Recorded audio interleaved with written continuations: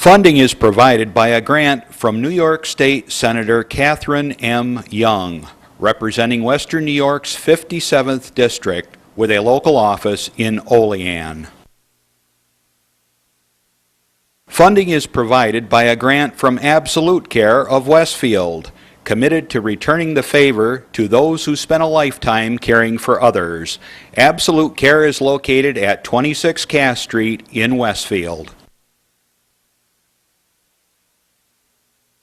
Dave Cass and Rick Newell provide funding on behalf of the Lakeview Hotel and Restaurant at the Docks, located on Water Street near the lake in Mayville. From the Access Channel 5 television studio in Mayville, it's Senior Report with Reed Powers. Join us live Saturday mornings between 9 and 10 a.m. in Fredonia, Mayville, and Silver Creek. Call in and share a thought or wish someone a happy birthday with Chautauqua County's only live on-air senior program. Reed continues in his 15th year with interesting guests expressing their viewpoints and informing the community on a variety of subjects. Here's the host of the show, Reed Powers. They lost. Hey, good morning. What a beautiful day we have here in Chautauqua County. The sun is beaming down. There's a little bit of white here and there, but spring is coming because the crocuses are out, and we know it's going to happen. Tulips and daffodils will be next.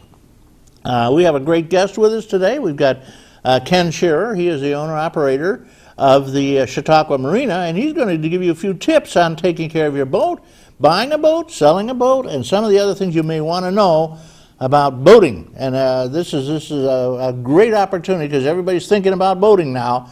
Maybe you're going to buy one. You better know what to do. I see the news on television is abominable as usual. Abominable. Obama has taken us into the war in Libya with a lot of other people. This one, there was a gangbusters on this one because he was just strafing his people, shooting them down with machine guns. Thousands of them were being shot, killed and wounded, and it was a nightmare.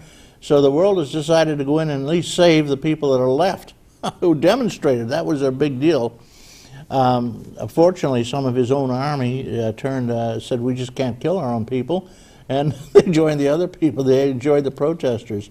Protesters all over the Middle East, and they're all being killed. I see in Syria, they're just machine gunning them down. They bring up the guns and start machine gunning the demonstrators who are peacefully demonstrating. Thousands of them, I might add. And it's going on elsewhere. I just can't really accept this kind of conduct on the leaders, shooting their own people who, for demonstrating, deciding they want to have freedom. Gaddafi has run that country for 40 years as a dictatorship, and he's killed a lot of people, tortured, murdered. And the people are starving to death. There's no jobs. There's no money for them.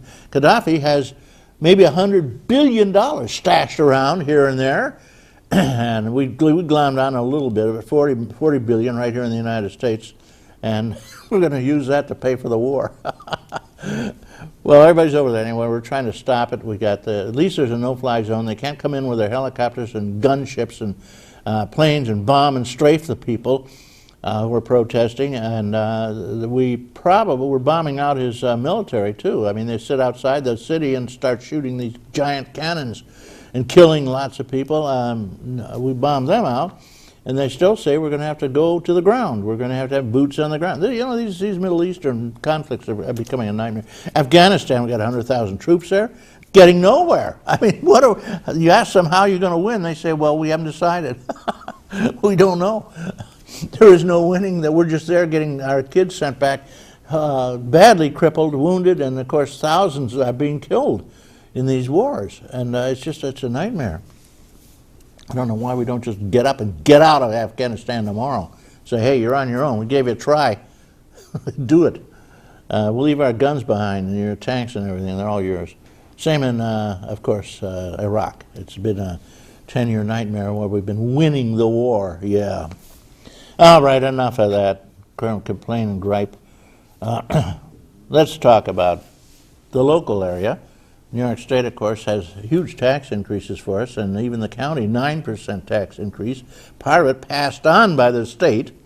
They cut their taxes. Well, they just don't pay the local county for a lot of the things that we need, and so we have to pay for them, and our local taxes go up. It's getting to be pretty bad, and people are leaving New York State faster and faster. It looks like, I think we lost already another congressman in this census. Chautauqua County, there won't be anybody here to pay for the taxes. They'll all go back to Alaska, wherever it is, where they actually pay you taxes. There's a reverse tax in Alaska. All right, enough of that. Locally in Chautauqua County, things are sweet and nice. I love the wonderful, wonderful flowers, the beauty, the spring, the hills, the mountains, the water we have here. And we'll be talking about the water because everybody in Chautauqua County owns a boat or has a neighbor who has one. And we all like to boat. Okay, getting on. We have some senior news. Let me read a couple of little things here. We have some great senior centers. And Sinclairville is one of them. I just wanted to mention happy birthday over there to Pearl Sitterly, Arlene Newton, and Linda Parmenter, Fred Odell, Bill Wittenbrook. He is in charge of rewards. They give presents. Yeah, happy birthday presents. They're going to be meeting at the Sinclairville Fire Hall where they usually meet next April. This is coming up shortly. The second Tuesday at noon. Second Tuesday every month, and they have a tureen meal thing. Everybody brings a dish to pass. It's a great idea. The 8th or 12th, there'll be an auction, incidentally, on April 12th. United Seniors, this is a group of seniors who we talk about often. The leaders in the senior world are members of United Seniors, and anybody can join. You can just join anybody. It's run by Charles St. George, who's legendary for his gift of time and energy to the senior causes in Chautauqua County. And they have a group over there that does catering called the Beaver Tail Catering, and they serve a wonderful dinner. The next meeting is April 11th, and there'll be Swiss steak for dinner. How can you beat that, huh? Steak dinner. Bingo's always played at the end of the meetings. Dunkirk Federated Seniors have a great place over there in their senior center, and Helen Barone is doing the job now. She's vice president, and a lot of other people help out around there, Hallmark, and happy birthday to Hallmark, incidentally, and we wish her many, many more. Lakeshore Seniors, they meet regularly on a Wednesday. President is Charlene Hallmark. And they always recite the pledge and have a prayer. And after the meeting, they play bingo. There's the center's currently being painted with new carpeting being put in, and that'll be in April. And they're going to have a spring dinner to be held on April 6th. So if you're over there in that area, drop in, say hello. Happy birthday to Pat Kozlowski over there. Silver Creek Seniors, they have a wonderful clubhouse right at the corner of 20 and 5, and they run it themselves. Ed Newman opens the meeting there. He's the president, and he does the job. I'll tell you, they've got a nice crowd there, and they have a lovely little place to work. The Silver Creek School Faculty Improvement Project is to be voted on Thursday, March 24th over there, and that's over, so you missed it. There's a 0 increase of property taxes, so that's what I like to hear. Bingo called by Joan Suski. They're telling me we have a short day here. Time is up. We're going to be hearing from John, who is our, he's the one that does the job. He's Doc. And Doc is going to talk about some of the things of interest around here. He's calling from Pittsburgh, Pennsylvania. Pennsylvania. I have some family down there, and we all do. Okay, I think we're going to have just a moment of a public service announcement, and then we'll get on with our general meeting here, and we'll talk to Ken. This is for you. The world.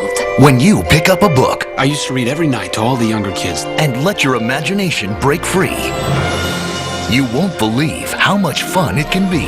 Let down your... Experience a world of adventure,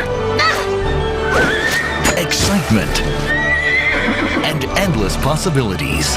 Get tangled up in a good book Explore new worlds. Read. Visit read.gov today. And no matter how many commercials they run on reading, people are still going to play their games on television, on their computers. The kids are going to be on Facebook. They ain't going to read nothing. At least they're typing, they're texting. You know, 90% of the telephone conversations with teenagers is texting back and forth. That's at least learning to spell, I think. LOL. Okay, guys, we have with us Ken Shearer. And Ken is going to give us a little bit of insight on running a boat, taking care of your boat, buying a boat. Very important. There's some things you should look for and know about. And bargaining about it. And if you have a boat you want to get rid of, he'll tell you some of the best ways to sell it. He runs the Chautauqua Marina, owner and operator, and he does an awful lot of work on boats, so he knows his stuff. So good morning, Ken. Good morning, Reed. How are you? Fine. Where'd you come from? Where were you? Chautauqua and Mayville, my whole life. All your life. Born here? Yes, sir. Born in Westfield? Born in Jamestown, actually. Jamestown? 3. Uh-huh. Then Chautauqua, then Mayville. So you kind of like the area like I do, huh? I do. I like it here, yes. It's a sweet place, but most of all, we have these beautiful lakes. We have the inland sea, Lake Erie, which is like an ocean. That's true. Then we have Lake Erie, Lake Chautauqua, we have Bear Lake, we have a couple other little lakes around here, so we got an awful lot of lakes going on, right? We have a lot of water, and a lot of ways to get to it and use it. Okay. Now, people are just, I guess, pulling their boats, taking the tarps off now and thinking about getting out on the lakes. Many of them to fish, of course. Now, what would you advise them to do when they start preparing their boat? Well, I think one of the biggest things that we all run short of time, so we get that boat out. We want to throw it in the water, turn the key, and go, and that just really causes problems down the line for things that you didn't check for and prepare. So it's really good whether you bring it to a certified marina, bring it to a friend, do it yourself, whatever it may be. Make sure that somebody knows what they're doing, goes over that boat. Make sure it's safe to operate. Make sure you're not going to have any problems with it, and make sure it's ready to go for the season. What would you advise them to do? Check the battery. The battery's got to be charged up. Number one. That's a number one thing, of course, and make sure you have fuel in it, and make sure it's good fuel. So it's best to if you're storing this at home, to if you have a pair of earmuffs to run the engine on the garden hose, do that first. Make sure it's going to start. Make sure it's going to run. That way, it avoids disappointment for you and your fellow boaters out there at the launch ramp. You say on the garden hose, what do you mean? You can actually buy cheaply, $7 or $8. We call them earmuffs, is the short name for them, and they look like a set of earmuffs. They clamp over the water intakes on your outdrive, and you attach it to a garden hose, turn the garden hose on, and that way you can run your boat engine out of the water. You can sit in your driveway and run that engine without actually having to be at the lake. You do have to have water running through it. You have to have water running through it to keep it cool, yes. You don't need a barrel anymore, though, right? You could use a barrel for smaller motor, yes, smaller motors. But the larger ones, you need the earmuffs to get them on there, and you never want to run a motor without water because that is the cooling system for the engine. Somebody told me you better make sure you check your impeller. What's an impeller? An impeller is it's a rubber wheel with fins on it. It goes inside your water pump. It's inside your outdrive. And that rubber wheel spinning with those fins is what actually takes the water and forces it from the lake up to the engine. So if that gets worn or damaged, you're not going to get water up to the engine where it belongs, and you're going to overheat the engine and cause a variety of problems. Okay. How about the mussels? Do they affect the boat? There's a new bunch, what do they call them? The zebra mussel, yes. Mussels out of Lake Erie. And yes. I guess they're in Lake Chautauqua now. Quite heavily, yes. They've been transported from Lake Erie to Lake Chautauqua. Do you still have to sterilize your boat anymore? I guess not. You should be still, because there's still other forms of wildlife and plant life that can go from lake to lake. So you really should make sure you get a good washing before you go from place to place. Make sure the bilge is empty. You're not carrying any passengers in the water system. You're supposed to use some sort of disinfectant too, chlorine or whatever, or some Clorox maybe? You can even use basic dish soap, even just anything to clean that off of there. So how many people do that, do you think? Honestly, unfortunately, I don't think a lot of people do it, because I